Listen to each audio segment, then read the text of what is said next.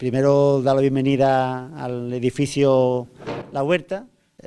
Soy Sebastián Evilla y soy el coordinador gerente del Grupo de Desarrollo Rural Valle del Guadalhorce, que es la entidad que está gestionando el proyecto de las Pacanas, ¿vale? Hago una introducción rápida para que conozcáis el GDR, el Grupo de Desarrollo Rural, que es la iniciativa del Grupo de Desarrollo Rural, GDR. Es una asociación sin ánimo de lucro que está integrada por empresarios, por vecinos, por personas, por cooperativas, por asociaciones y por los ayuntamientos del Valle del Guadalhorce, de 7 municipios, que es de Coín, Alhaurín el Grande, Cártama, Pizarra, Álora, Almojía y El Valle, ¿vale? Esos 7 municipios, personas e instituciones, que muchos de vosotros pertenecéis a ese municipio, forman parte de esta entidad. Nosotros nacemos en el año 96 porque presentamos un proyecto de desarrollo rural, ¿vale? Es lo que llaman la metodología LEADER, que es una metodología donde hacemos diagnósticos y elaboramos proyectos escuchando a la población y viendo las necesidades que tiene la población y lo transformamos en proyectos para poder captar recursos, ¿vale?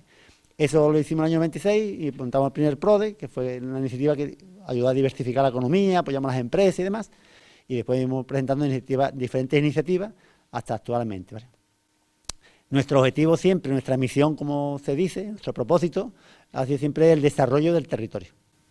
Entonces, el desarrollo, empezamos analizando y estudiando qué es lo que había en el Guadalhorce, qué es lo que más abundaba, y encontramos que había mucho más cabra que habitantes, y entonces empezamos a trabajar con los cabreros, las cabreras, y mejorar la calidad de vida de los ganaderos, y nos dimos cuenta que lo importante era que el valor añadido se generara aquí, que toda la leche de cabra salía fuera y no se transformaba, y empezamos a trabajar con los ganaderos, mejorar la producción de leche y transformar y generar, que sería, actualmente Málaga es la provincia con más ganadería de España de cabra, y actualmente es donde más quesería hay en toda Andalucía, hay 23 queserías, y parte de eso ha sido gracias a los grupos de desarrollo, que hay 7 en la provincia de Málaga, que hemos trabajado en intentar que la leche se transforme en el territorio, y pensamos que hay que seguir transformando leche en el territorio y generando valor añadido a esos productos, antes que vender la leche en camión de cisterna que se lo lleven a otros países, a otras zonas, sin generar valor añadido. Entonces, esa fue una de las historias. También nos encontramos la aceituna loreña y vimos que era una aceituna muy, muy especial, que es una aceituna muy valorada y muy reconocida fuera de aquí, pero que aquí pues la aceituna de partí, la aceituna manzanilla en una zona, loreña en otra, pero era la misma. Y entonces pues empezamos a trabajar en conseguir la denominación de origen de la aceituna loreña. Se ha conseguido y, como sabéis, es la primera aceituna de España con denominación de origen, la aceituna de mesa con denominación de origen de toda España. Eso ha servido de alguna forma para que se revalorice ese producto, que era un producto que tiene mucho valor añadido si lo hacemos bien, y hemos conseguido que cuando empezamos el 80% de la producción salía aquí en camiones que se cargaban en las romanas, todos llevamos aceitunas romanas, cargaban los camiones y se iban para Alicante, para Murcia y demás, y actualmente el 80% de la aceituna sale envasada en bote de 1 kilo o menos de 1 kilo. Eso significa generar valor añadido, mano de obra y demás, y creemos que todavía hay que seguir avanzando.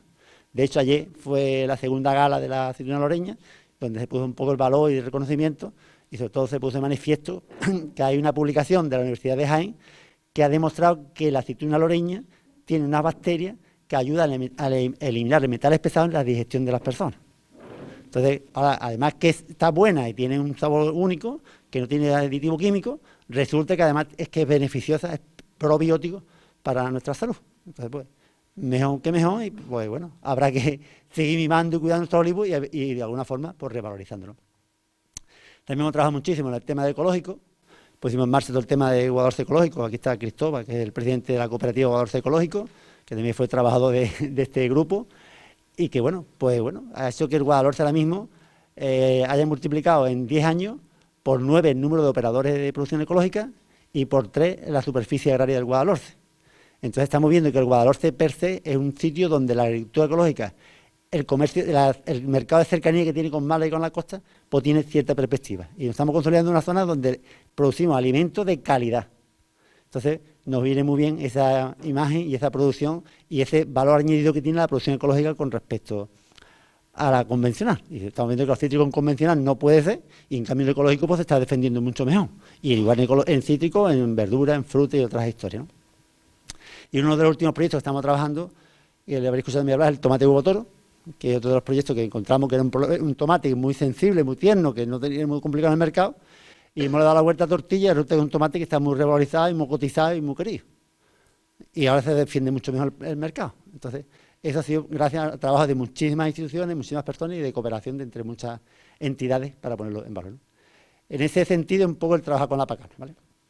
También deciros que aquí estamos trabajando muchísimo también con el tema de los jóvenes, tema de intercambio con Europa, Erasmus y sobre todo tema de mediadores, y también estamos con el tercer plan de igualdad, que es trabajando con el tema del lenguaje inclusivo y sobre todo para que tengamos todos los mismos derechos, tanto personas, hombres como mujeres, ¿vale?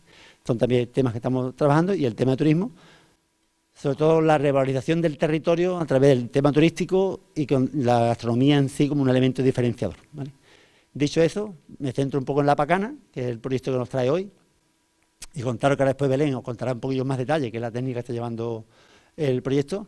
El tema de la Pacana es un cultivo que veníamos viendo que está emergiendo y que muchos de vosotros, gente que nos dicen, o hacemos algo o llega un momento que no las vendemos, porque se satura el mercado, no controlamos las plagas, las variedades no están adaptadas, que variedades más buenas, y estamos todos innovando. Hay personas que llevan más tiempo trabajando y otras que llevan menos tiempo en la Pacana. Entonces, la idea era hacer un proyecto que pudiera ayudar. Salió la oportunidad de los grupos operativos y algunas personas, entre ellos aquí Alejandro, que está por aquí en la sala, pues son una mano a lo que es la presentación del proyecto, que salieron los grupos operativos y estamos presentando otros proyectos, entonces es una mano a elaborar ese proyecto y presentarlo a Junta de Andalucía para que fuese valorado y pudiera tener la opción de acceder. Y entonces, bueno, pues ha sido aprobado y estamos aquí. El objetivo de este proyecto, sobre todo, es revalorizar y analizar qué podemos avanzar o no con la Pacana, ¿vale? Para nosotros creemos que es un cultivo emergente, pero bueno, tiene sus más y sus menos. Entonces, de eso se trata, y de eso pues, está creado el grupo operativo, que está integrado por una serie de empresas y de centros tecnológicos, que yo le voy a dar la palabra a Belén, para que ella nos los cuente con más detalle, si os parece, ¿no? Cualquier cosilla, cualquier cosa, aquí estamos en el edificio La Huerta y el GDR, muchos nos conocéis, otros no, estamos para ayudaros a intentar desarrollar la comarca. Esto es nuestro objetivo, intentar que avancemos todos juntos en este barco. Igual que estamos trabajando en la Pacana, pues hay otros proyectos nuevos que veamos interesantes, que no conozcamos, que es interesante que nos pongáis, o habrá que seguir trabajando en la Pacana mejor con nuevos proyectos, nuevas iniciativas, ¿vale? Pero que ahí tenéis las puertas abiertas para cualquier cosa, a través del personal o a través mío o de lo que queráis, ¿vale? Muchas gracias. Como ha dicho Sebastián, yo soy Belén, soy técnica del GDR del Valle del Guadalhorce y estoy llevando a cabo este proyecto que hoy nos sitúa a todos aquí en esta jornada. Esta jornada se engloba dentro de las actividades que incluimos dentro de ese proyecto. El proyecto es un proyecto a fondos europeos, está financiado por fondos europeos, fondos FEADER, a través de la Junta de Andalucía. El proyecto se llama Pacano, Innovación en el Cultivo y Transformación Adaptada al Cambio Climático. Dentro del proyecto pues existen distintas entidades que colaboran con nosotros. El Grupo de Desarrollo Rural es el representante. Tenemos entidades de grupos de centros de investigación como Tecnova. Tenemos también productores como es Pecan del Sur. Y trabajan con nosotros también dos pasteleros, José Miguel Guzmán Pastelero y Pastelería Dulcinea de Coín. También tenemos como colaboradores otros productores como Aza del Palmar y el Centro de Investigación IFAPA. Dentro del proyecto Grupo Operativo se trabajan en 3 líneas fundamentales. Una es la línea de la producción. Queremos investigar un poco cómo se comporta el pacano en la comarca, ver cómo le está yendo a esas personas que están cultivando, qué dificultades se están encontrando, qué ventajas tiene el cultivo del pacano respecto a otros cultivos. Entonces, bueno, pues estamos realizando una serie de visitas que muchos de vosotros pues ya me habéis conocido porque he visitado vuestras fincas y la idea es, pues nada, establecer contacto con vosotros y que nos contéis un poco cómo os va el cultivo y qué dificultades os encontráis. De ahí pues elaboraremos un manual que esperemos que sirva para que todas esas personas que se quieran iniciar en el cultivo lo puedan utilizar como referencia y ayudar un poquito a que se mejoren lo que es el manejo del pacano en la comarca y que se implante un poco más. Otra de las líneas que estamos trabajando es la línea de la conservación.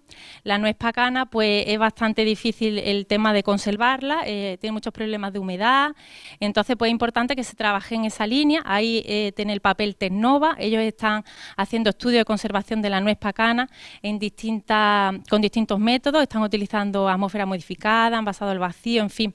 Vamos a hacer distintas líneas de envasado y a ver qué tal se comporta la nuez después de someterlas a estos tratamientos. Luego también, pues otra línea de las que se está llevando a cabo es el tema de la transformación. La idea es que no solamente la nuez se consuma en fresco, sino que también pues podamos integrarla en la cocina, en repostería. La nuez es muy versátil, se pueden utilizar en muchísimas recetas y ahí pues tiene el papel de los pasteleros. Ahora que está tan de moda el tema de la alimentación y nos cuidamos mucho más porque nos encontramos con muchos problemas de obesidad y enfermedades relacionadas con la alimentación, pues veíamos importante que se utilizara la nuez pacana en un snack saludable. Un snack saludable y una crema. Pues en eso estamos trabajando, hemos hecho varias propuestas, ahí está el papel de los pasteleros, como os digo. Ya se han hecho algunas propuestas que parece que están funcionando bien, tenemos que llevarlas a estudios de envasado a ver qué tal resultan, y la idea es que, bueno, que todo lo que se genere en este proyecto, pues que contribuya a mejorar el conocimiento en torno al pacano y bueno, que le demos valor añadido a esta nuez y que se conozca y bueno, a ver si se puede establecer en la comarca.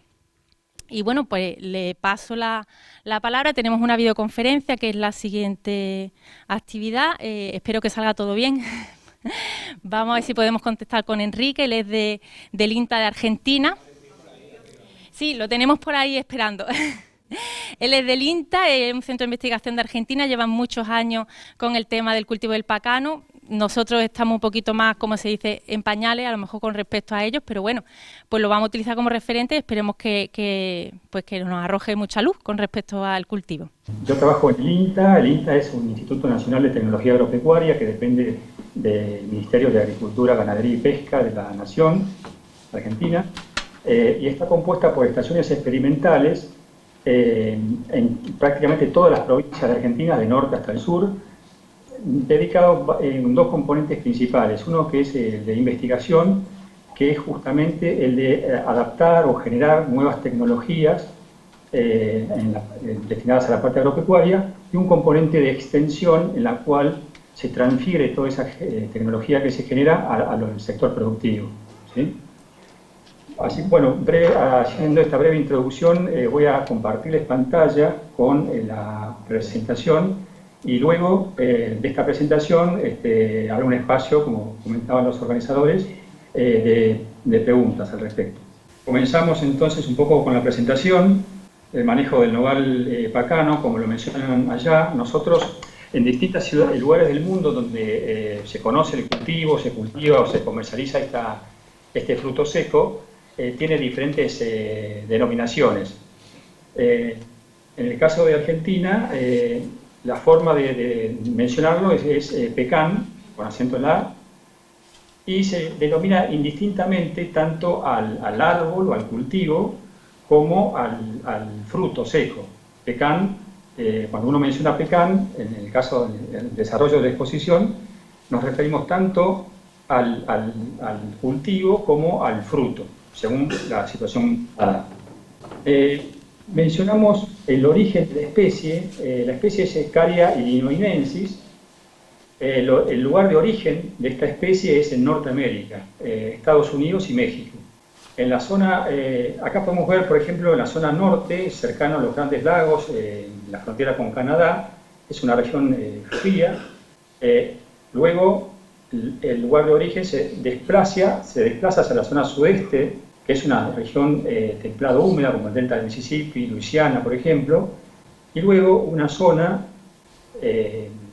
cálida, en la cual abarca la zona centro-sur de Estados Unidos y principalmente norte de México, que es una zona semiárida cálida. En base a este lugar de origen, que es muy amplio, en un programa de mejoramiento genético en Estados Unidos se han podido seleccionar distintos cultivares con rendimientos comerciales, y eso permitió ampliar la zona de cultivo. Esta es la zona actual en Norteamérica, en la cual se cultiva el pecan, y podemos ver que principalmente en esta región, que es una zona árida, tanto en el centro-sur de Estados Unidos como norte de México, es la principal zona productora de pecan a nivel mundial.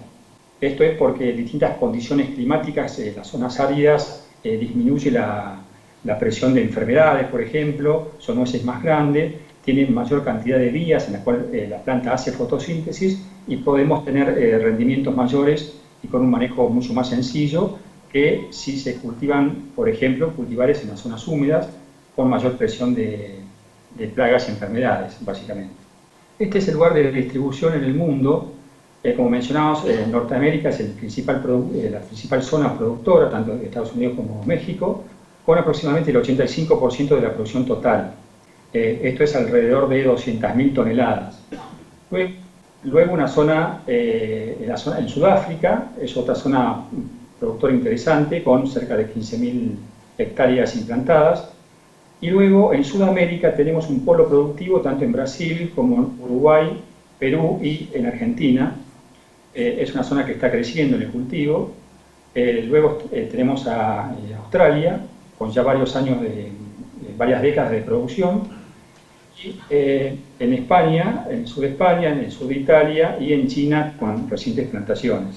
Vamos a hablar un poco de la botánica y la fenología del cultivo del pecán como para poder entender cuál es la mecánica de crecimiento y sobre todo el tema de la polinización, que es muy particular en esta especie, es muy similar al nogal. Acá tenemos un resumen de lo que son las características botánicas, en la cual tenemos una rama en reposo vegetativo, luego tenemos una brotación con las yemas ya, las escamas de las yemas están cayendo y comienza la brotación del cultivo. Acá tenemos una lámina foliar con los foliolos en los márgenes unidos, en un estadio más avanzado de la brotación. Esta es una rama de un año con amentos o la inflorescencia masculina que está en crecimiento.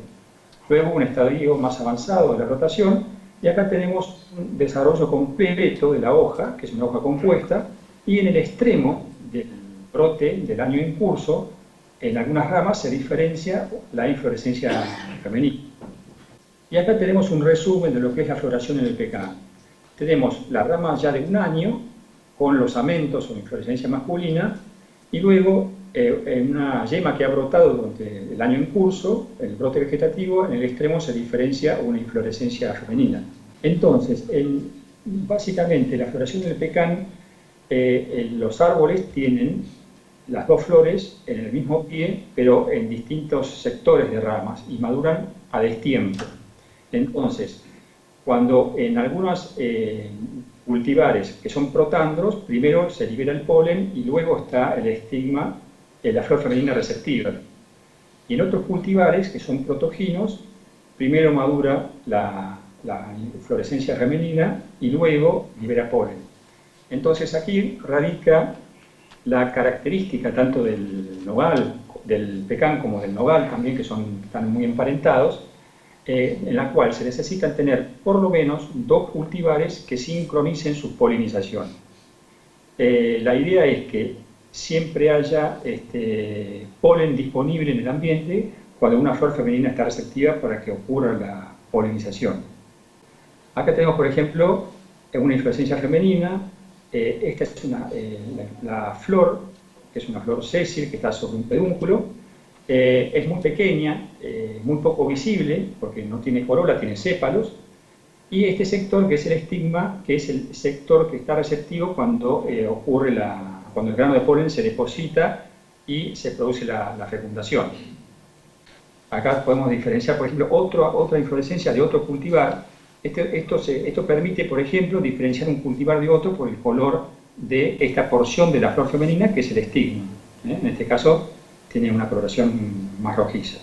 Y acá vemos un resumen de cómo es el crecimiento del fruto que se da durante la primavera y el comienzo del verano. Acá se define el crecimiento del fruto en este estadio, pero como podemos ver, la parte interna de lo que sería la semilla o parte comestible, que es lo que realmente a nosotros nos interesa, no hay un depósito de sustancia, digamos, no hay un llenado de la parte comestible o embrión de la semilla, que es lo que realmente nos interesa, pero sí se define el tamaño. Entonces nosotros tenemos que manejar el cultivo de tal forma de que no tenga, por ejemplo, un estrés hídrico o presiones de plagas o enfermedades durante este estadio, porque en este estadio se define el tamaño de la nuez o del pecán. Y luego un segundo momento que ocurre desde mediados del verano hasta el principio de otoño, en la cual ya estaba definido el tamaño de la nuez, pero comienza un llenado de la parte comestible o embrión. Entonces, si hicimos todo bien hasta este momento, pero luego tenemos problemas en esta etapa, vamos a tener un buen tamaño de nuez, pero va a ser una nuez sin llenado, nuez vana. Entonces, este estadio también es muy importante de que manejemos todas las variables para tener una producción, una buena cantidad de pecanes, pero sobre todo que tengan un buen llenado, que es lo que nos interesa. Acá en este corte, por ejemplo, transversal, podemos ver cómo se va llenando la cavidad interna. Los cotiledones del embrión van ocupando el espacio interno y tenemos acá un buen llenado, que es lo que realmente nos interesa al final del ciclo productivo. Acá podemos ver, por ejemplo, las distintas partes del fruto del pecán, el epicarpo y el mesocarpo, que es la parte externa, luego viene el endocarpio, que sería la cáscara de la semilla, o nuez, o pecán, y esto blanco que se ve es el embrión o parte comestible. Acá vemos una infrutescencia, que ya está en madurez fisiológica, por lo cual se abre el fruto en 4 suturas, que permite liberar la semilla completamente, eso es una ventaja con respecto a otros frutos secos, en la cual no se separa y hay que hacer un proceso previo de separar el resto del fruto de la nuez o semilla. Acá vemos, por ejemplo, un cultivar, que es el cultivar Maham, seleccionado en Estados Unidos, en un programa de mejoramiento genético. Es un cultivar que puede funcionar muy bien en zonas semiáridas o áridas, junto con los cultivares, por ejemplo, Western y Wichita. Acá vemos, por ejemplo, que en este cultivar tiene un 51% de parte comestible. Es decir, digamos, la parte de la almendra o parte comestible respecto al peso total de la nuez. Que eso realmente es lo que nos interesa, no solo el peso total de la nuez, sino el porcentaje de parte comestible o parte útil. Acá podemos ver, por ejemplo, grupos de cultivares de los que mencionábamos antes en la zona de origen, como es una zona muy amplia, que abarca distintos tipos de clima. Eso permitió a los mejoradores en Estados Unidos y México poder seleccionar cultivares para distintos tipos de ambientes climáticos. En este caso, por ejemplo, tenemos un grupo de cultivares para clima templado húmedo, en la cual podemos mencionar, por ejemplo, Oxtubar, Desirable, Summer o Pony, entre otros. Hay un grupo de cultivares para clima semiárido frío, que acá necesitan un periodo libre de heladas menor de 170 a 180 días, en la cual se completa el desarrollo del fruto. Y tenemos, por ejemplo, el cultivar Hirschi, Hodge y Gosage. Por último, el grupo de cultivares para clima semiárido o árido cálido, que en este caso Western y Wichita son los dos cultivares más importantes. Vamos a mencionar ahora brevemente cómo es un ciclo de producción de una planta injertada de pecán. Tenemos 3 etapas. Una primera etapa, que es la producción del portainjerto. Una segunda etapa, que es la injertación de ese portainjerto. Y una tercera etapa, que es el manejo de esa planta injertada. En la producción del portainjerto, lo que se obtiene son un plantín a partir de una semilla de un árbol de pecán silvestre. Esto se hace en zonas relativamente nuevas de producción, donde siempre se encuentran plantas silvestres de semilla que se han desarrollado en el lugar donde se va a realizar el cultivo, y eso sería el material más adecuado para tener un portainjerto, porque se supone que es una planta que se ha adaptado al suelo de la región. Cuando el cultivo evolucione y ya se tengan programas de mejoramiento, incluso introducción de otros lugares, de otros programas, se pueden utilizar algunos cultivares para portainjerto, ¿sí? Pero por el momento, en zonas nuevas, lo más recomendable es obtener las semillas de árboles silvestres de la zona. Estas semillas se vernalizan, colocándolas durante 60 días en un ambiente húmedo y frío, a 5 grados, y luego se siembran en almácigos. Acá tenemos algunas fotografías de almácigos, en las cuales se van desarrollando la primera etapa del portainjerto. Luego, estos plantines se trasladan a campo, o se puede hacer otro sistema de producción en maceta. Pero en este caso, a campo, ya con una separación mayor para que se siga desarrollando ese portainjerto. Acá es el caso, por ejemplo, de portainjertos desarrollados en macetas, que también es otra técnica que se está utilizando. Acá vemos el desarrollo radicular de un plantín porta injerto cultivado en maceta. Acá vemos contenedores en otro vivero, en la cual hacen producción de plantas bajo invernáculo y en maceta. Acá vemos otro sistema que es ya a campo, los plantines se dan con riego por goteo. Esto es en un vivero en la ciudad de Concordia, en la provincia de Entre Ríos, en Argentina. Estos plantines, estos portainjertos ya tienen un cierto tamaño, de aproximadamente unos 40-50 centímetros, y unos 2 centímetros de diámetro cercano al suelo, es el tamaño adecuado para realizar el injerto. El injerto, obviamente, es la unión de dos partes vegetales. Una de las partes forma el sistema radical, constituyendo el portainjerto, y la parte aérea que se injerta puede ser a partir de una yema de un cultivar que uno quiere clonar de alguna manera, o de una púa, o sea, una rama que también se puede injertar. El cambio, que es la delgada capa de células que se encuentran entre la corteza y la madera, es el tejido de crecimiento tanto del portainjerto como de la yema o púa que se va a injertar. Este es el injerto más común que se realiza en el pecan, que es el injerto llamado de parche o de ventana, que se realiza con una cuchilla de doble hoja que hace dos cortes perfectos horizontales con una cierta separación. Acá vemos, por ejemplo, en el portainjerto que realizamos dos cortes horizontales. Luego, en la rama del cultivar que uno quiere multiplicar, se extrae la yema, ¿sí? La yema con un cuadrado de corteza. Se hace la misma operación sobre esa rama en la cual se va a extraer la yema, que son dos cortes horizontales, y dos cortes verticales, para separar completamente ese cuadrado de corteza con la yema en el centro, como se puede ver acá. Posteriormente se levanta la corteza del portainjerto y una vez extraída el cuadrado de corteza con la yema en el medio, se inserta en esa ventana que se abrió en el portainjerto. El resto de corteza que sobra del portainjerto se corta directamente y luego se envuelve con cintas de injertar toda la zona de la unión, incluso algunas cintas de injertar transparentes que incluso envuelven la zona completamente, incluida la yema. Luego, pasado un tiempo determinado, se corta esa cinta de injertar. Según la época en la que brote, esta es la zona del injerto, se corta el patrón por arriba del injerto, el portainjerto, y la yema que se ha injertado comienza a generar la copa nueva. Acá vemos, por ejemplo, una planta injertada con el patrón, y toda esta porción que se ve acá es la parte nueva del injerto realizado. Acá vemos un vivero en la zona de Concordia, ya que se ha realizado la injertación. Y acá vemos todas estas plantas que ya están, toda esta porción aérea que se ve, es el crecimiento de algunos meses de la nueva copa en esa planta injertada. Luego, con este sistema, la extracción que se hace de la planta para llevarla al lugar definitivo de plantación, se extrae durante el invierno, con unas cuchillas que están montadas en el tractor, unas cuchillas en forma de U, que se integran unos 40 centímetros en el suelo, y van haciendo un corte tanto vertical como horizontal, descalzando la planta.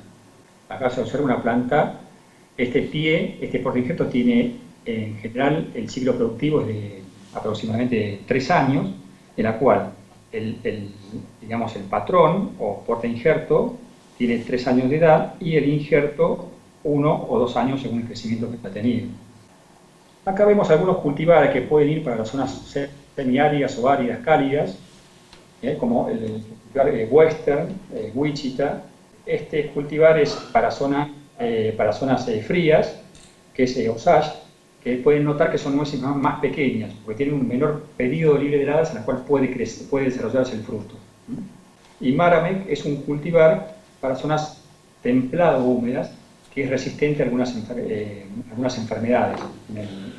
Como conclusión de esta primera etapa, podemos mencionar que la región de origen de la especie permite seleccionar cultivares para distintas condiciones climáticas. En cuanto a la polinización, es cruzada y requiere la presencia de 2 o más cultivares para tener éxito en una plantación. Y la planta injertada presenta un porte injerto adaptado a las condiciones del suelo y una copa con una producción comercial del pecán. Vamos a hablar brevemente de cómo son las podas de formación en una plantación de pecán. Acá el objetivo de estas podas son controlar ramas para tener una estructura que soporte la carga a futuro de la producción. En cada invierno se selecciona el tallo más fuerte y se lo deja como un eje central con ramas secundarias a lo largo de ese eje. Las ramas laterales se desarrollan en la parte baja, se pueden podar un poco más adelante, como vamos a ver en las próximas diapositivas. Acá vemos, por ejemplo, cómo es la poda de eje central líder modificado, que es lo recomendable en una plantación de pecán. La idea es que durante los primeros 5 o 6 años de vida de la planta se realice esta poda que va a dar una estructura óptima tanto para la distribución del peso de la copa como para la captación de radiación solar, para mantener la productividad. Acá vemos, por ejemplo, que cuando llega el vivero se puede hacer una poda de la planta, una vez implantada en el lugar definitivo. En el primer y segundo año se pueden, por ejemplo, eliminar ramas que compiten con ese eje central. Nosotros lo que tenemos que determinar primero es ese eje central, y luego ramas que pueden competir con ese eje central y se eliminan durante el invierno. Otras ramas que pueden quedar, secundarias, se despuntan para evitar la competencia justamente con ese eje central. Luego, al tercer y cuarto año, se sigue con esta poda, es decir, se elige el eje central, que se despunta también, ramas que pueden competir, se cortan definitivamente para evitar la competencia con ese eje central, y se despuntan todas las ramas secundarias restantes. Acá vemos, por ejemplo, la poda de formación, que puede culminar al quinto o séptimo año, en el cual ya tenemos una planta perfectamente con un eje central definido y con ramas secundarias a lo largo de ese eje central. Esta es la forma óptima que puede tener una planta porque va a permitir que cuando la planta tenga 10, 15, 20, 30, 40 años, ese eje va a permitir distribuir el peso de toda la copa y va a evitar quebraduras de ramas, por ejemplo. Y a su vez, con esta forma se capta la mayor cantidad de radiación solar, que es la que necesitamos que toda la copa reciba radiación para mantener la productividad, ya que la fructificación se produce en la periferia de la copa. Entonces, si la periferia de la copa no recibe radiación, vamos a perder productividad a futuro. Acá vemos el caso, por ejemplo, de plantas que no han sido podadas con ese eje central, plantas de 20, 30, 40 años, en el cual tenemos una gran presión en este sector, en pleno verano, cuando está cargado de hojas y frutos, y ante vientos fuertes puede la planta partirse al medio y se pierde completamente. ¿Cómo es la poda de producción? Una vez que ya la planta está en producción, a partir del quinto o sexto año, ¿cómo hay que podar a la planta para mantener la productividad?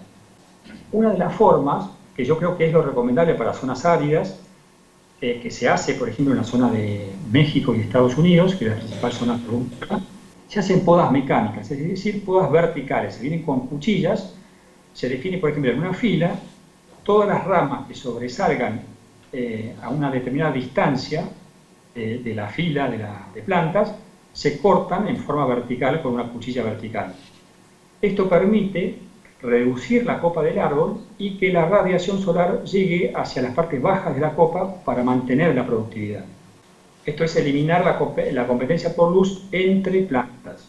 Y hay otro sistema que es, digamos, ese eje central que teníamos al principio, cuando las plantas ya empiezan a competir por luz, lo que se propone es cortar ese eje central a una determinada altura, que es la parte de la copa que producía la mayor cantidad de sombra hacia el interior.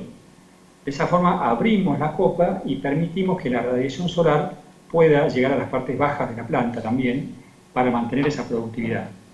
En este caso se elimina la competencia no entre plantas, como veíamos acá, no entre plantas, sino la competencia interna dentro de cada planta. Hablamos un poco ahora de densidad de plantación. ¿Cuáles son los diseños más comunes utilizados? Lo más común es una plantación en cuadrado a 10 por 10 metros. Otra forma puede ser rectangular, que puede ser de 10 por 15 metros. Otra en tres bolillos, que es un triángulo equilátero de 10 metros de lado. Otra en quincunce, por ejemplo, que es un cuadrado de 10 metros de lado con una planta en el medio. Entonces, por ejemplo, en una plantación original que puede estar a 10 metros, hay una forma de, digamos, de manejar durante su ciclo productivo para evitar la competencia, que es el raleo de plantas, eliminar una planta completamente. Y en este caso, por ejemplo, tenemos una plantación a 10 metros de distancia en cuadrado, tenemos un primer raleo, que puede ser, por ejemplo, en el año 12 o 13, en la cual en una fila no sacamos planta, en la fila siguiente sacamos planta por medio, luego un segundo raleo cuando la planta ya tiene... ¿cuál es la idea de este manejo? Es justamente evitar la competencia por luz entre las plantas cuando van creciendo. El pecan es muy diferente a otros frutales porque es una planta muy vigorosa, que crece mucho y es muy demandante de, o sea, la fructificación como se produce en la periferia de la copa, como si fuera un globo, la superficie de un globo, tiene que recibir radiación en toda esa superficie. Si las plantas se tocan la copa cuando van creciendo y no se hace un manejo como raleo o podas, lo que sucede es que baja la productividad. Entonces, con esta técnica de raleo se evita la competencia también entre plantas. Entonces, las plantas siguen creciendo, hacemos un segundo raleo, que es en la primera fila que nos hemos quedado, se van sacando plantas por medio, y por último, un tercer raleo, en la cual se sacan completamente las filas que habíamos comenzado a podar al principio. Y así nos queda un cuadrado de 20 metros, de lado. Esto significa una densidad de plantas de 25 plantas por hectárea. Este es un planteo que lo hacen sobre todo en la zona templada húmeda en Estados Unidos, porque tienen maquinaria para el control de plagas y enfermedades, por ejemplo, o de cosecha adaptada a plantas muy grandes. En el caso mexicano es diferente. Ellos proponen tener plantas más pequeñas, con podas intensas. En ese caso hacen plantaciones, por ejemplo, a 10×10, a 8×8, 7×7. Eso significa densidades de 150 a 250 plantas por hectárea. Entonces, en esta característica de alta densidad en pecan es hablar de 250, 270 plantas árboles por hectárea. Con este sistema se tiene, por ejemplo, una producción de 10 a 12 kilos por árbol, con una densidad alta en pecan, que son 276 árboles, se tiene una producción de 3.300 kilos por hectárea. En este caso, digamos, a nivel mundial, en promedio, en una plantación bien manejada, se puede hablar de 1.000 kilos aproximadamente de pecanes por año y por hectárea, cuando están en plena productividad. Nosotros creemos que, digamos, la técnica de producción tiene que tender a tener árboles cada vez más pequeños, porque de esa forma somos más eficientes en la producción, y al tener árboles más pequeños maximizamos la productividad por hectárea. Fíjense que acá tenemos 3.300 kilos, que es un rendimiento muy muy bueno en ese caso, en el caso del pecan. Entonces, ¿por qué reducir el tamaño del pecan? Para aumentar la superficie foliar productiva, reducir el crecimiento improductivo, es decir, que todos los hidratos de carbono que produzca esa planta no vayan a mantener una estructura grande, sino que haya una mayor partición hacia la parte productiva, y disminuimos los riesgos en la producción también. Acá vemos, por ejemplo, un trabajo realizado por el doctor Ángel Lagarda en México. Relacionó, por ejemplo, el área seccional de tronco, que eso es la superficie de tronco a 1 metro de altura por hectárea, por ejemplo, que va de 2 metros cuadrados hasta 14 metros cuadrados. Esto significa la densidad. Cuando mayor cantidad de plantas tenemos por hectárea, aumenta el área seccional de tronco. Y acá vemos cómo afecta el rendimiento de nuez con cáscara por hectárea. Vemos que, por ejemplo, a una densidad de 3 metros cuadrados por hectárea, que es una densidad baja, son pocas plantas por hectárea, tenemos un rendimiento bajo de 1.200 kilos por hectárea. A medida que aumenta la cantidad de plantas hasta un determinado nivel, por ejemplo, a 9 metros cuadrados de área seccional de tronco por hectárea, maximizamos el rendimiento con 3.500 kilos por hectárea y por año. Luego, si aumenta esa área seccional de tronco, aumenta la cantidad de plantas, ya pasan a tener mucha competencia entre ellas y disminuye la producción. Entonces tenemos un óptimo de densidad que maximiza el rendimiento por hectárea. Como conclusión, podemos decir en esta segunda parte que el cultivo requiere una baja densidad por hectárea comparada con otras especies frutales, por ejemplo, incluso nogales o almendro, que son densidades que en el caso de almendro pueden ir entre 500, 600 hasta 800 plantas por hectárea. Requiere una poda de formación en su etapa juvenil y una poda de producción en la etapa productiva. Por último, la radiación solar debe cubrir la mayor parte de la superficie de la copa para mantener su productividad. La tercera etapa y última de esta exposición habla sobre la calidad del sitio, fertilización y diagnóstico y recomendación. Acá podemos, por ejemplo, establecer la ley del mínimo, que es el rendimiento está determinado por el factor más limitante. Por ejemplo, en una plantación de pecan tenemos variables que influyen en el rendimiento. Por ejemplo, la elección del portainjerto y la variedad, el clima del lugar, las podas que se realicen, el control de plagas. Entonces, el factor que que no está controlado, por ejemplo en este caso el control de plagas, el deficiente control de plagas, va a estar limitando el rendimiento en esta especie de depósito con el líquido que representa la productividad de esa plantación. Entonces, el rendimiento va a estar determinado por el factor más limitante. Esto se puede extender a la fertilización. El nutriente que esté en menor proporción en cuanto a las necesidades de la planta va a estar limitando la productividad de esa plantación. Los elementos esenciales para un cultivo es un árbol de pecan obtiene del agua y del aire el carbono, el oxígeno y el hidrógeno, los elementos primarios del suelo, que es el nitrógeno, fósforo y potasio, que lo necesitan en mayor cantidad, secundarios como el azufre, calcio y magnesio, y menores, como el zinc, el hierro, por ejemplo, el cloro, que lo obtiene obviamente del suelo, pero se puede corregir deficiencias haciendo aplicaciones foliares, en el caso de los micronutrientes, de los elementos menores. Hay 5 factores importantes para asegurar el éxito de un programa de fertilización: definir principalmente cuál es el nutriente que se encuentra deficiente, la fuente o el tipo de fertilizante a utilizar, cuáles son las dosis de acuerdo a la edad de la planta o al tamaño, las épocas de aplicación, en qué momento la planta está demandando ese nutriente específico, y colocar el fertilizante en el lugar adecuado. Acá tenemos, por ejemplo, a lo largo del año, esto es, durante la primavera, y el depósito de materia seca o longitud, en este caso del brote de la parte vegetativa. Vemos, por ejemplo, que en la primavera, en los meses de abril, mayo y junio, tenemos un crecimiento de la parte vegetativa y de la inflorescencia femenina. Luego, durante el fin de la primavera y el verano, hasta la mitad del verano, hay un crecimiento de esto, de lo que hablábamos previamente, del fruto. Acá se define el tamaño del fruto.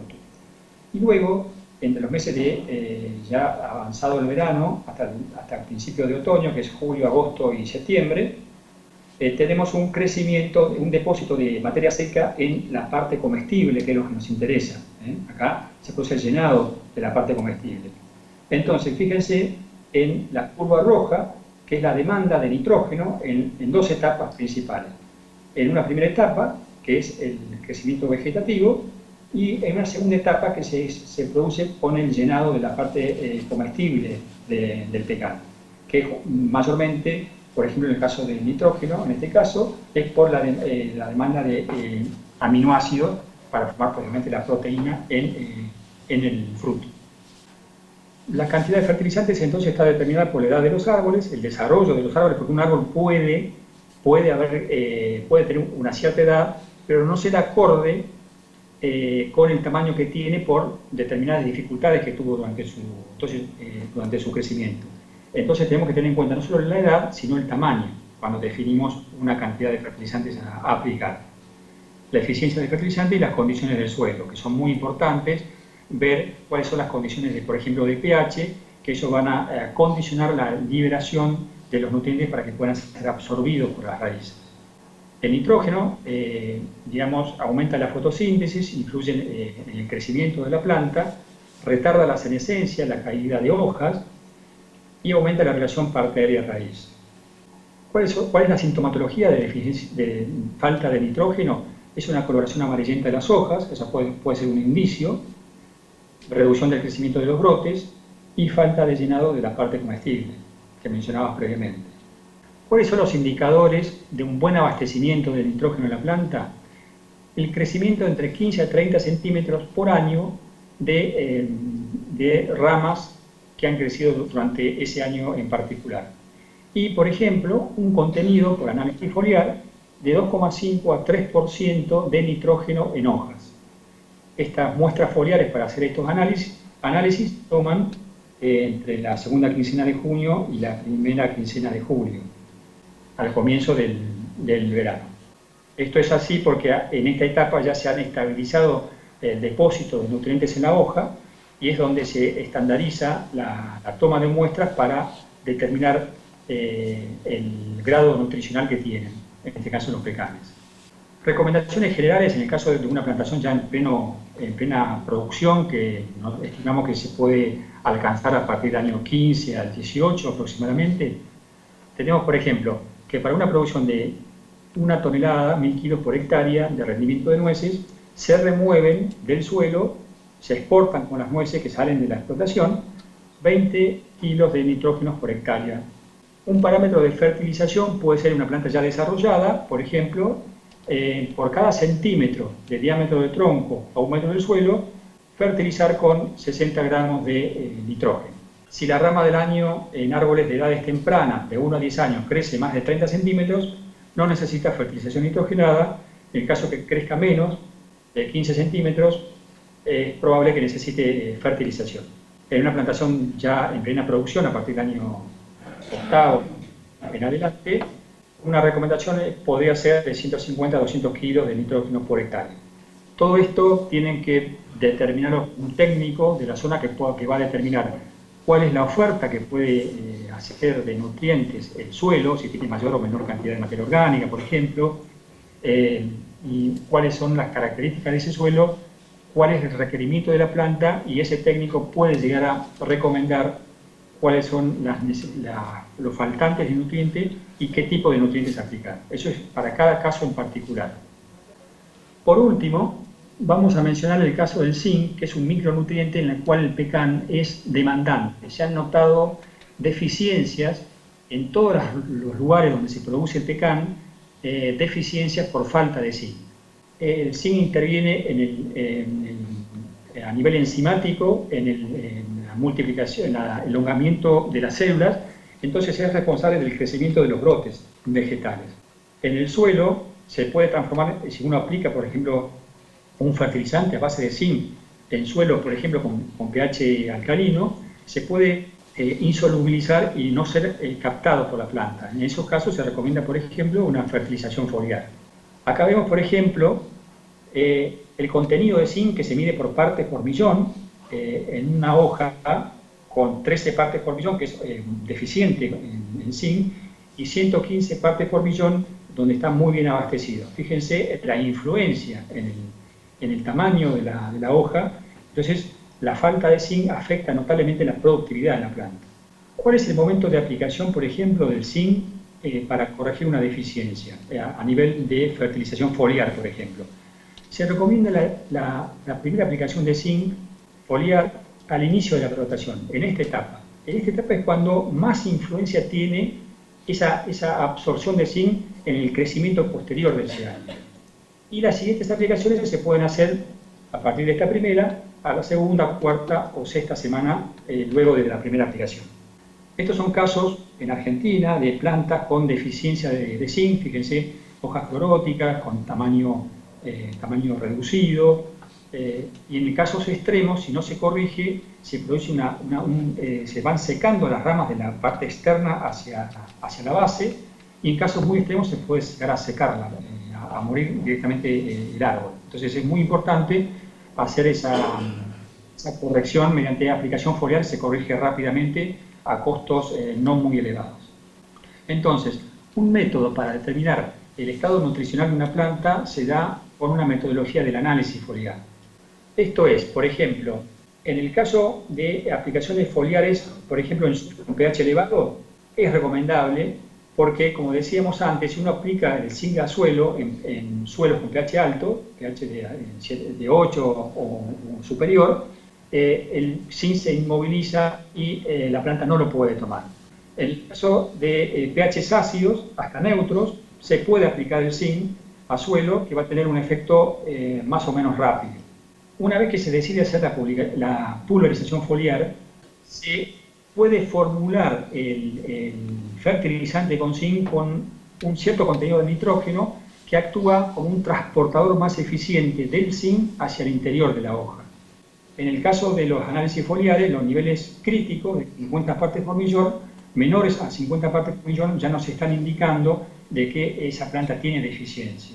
Y la forma de realizar el muestreo para enviarlo al laboratorio para que pueda hacer esa determinación del contenido de zinc es, de la hoja compuesta se extraen 2 folíolos centrales y, por ejemplo, en el caso de una plantación se pueden extraer, por ejemplo, de una cierta cantidad de hectáreas, se eligen unas 10 plantas y de esas 10 plantas, por cada planta, por cada árbol, se eligen 4 ramas en la periferia de la copa y se van extrayendo los folíolos centrales. De esa forma se establece una muestra compuesta y esa muestra compuesta de aproximadamente 50, 40 folíolos son los que van al laboratorio para su análisis.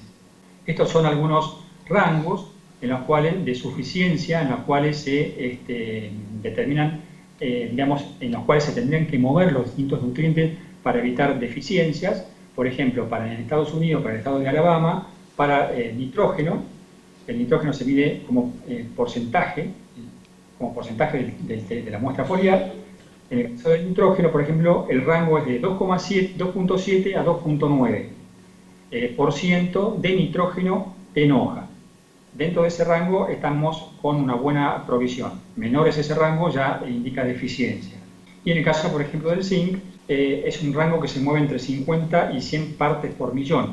En este caso, como el contenido de estos micronutrientes es menor, es muy bajo, se mide por partes por millón.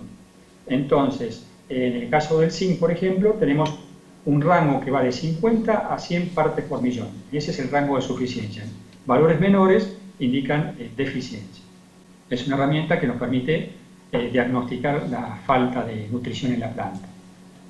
Finalmente, para concluir, en esta última etapa, el pecan es un cultivo con elevada demanda de nutrientes, requiere una fertilización ajustada, y existen herramientas de precisión, como por ejemplo el análisis foliar, para determinar el estado nutritivo de la planta. Bueno, muchas gracias por todo.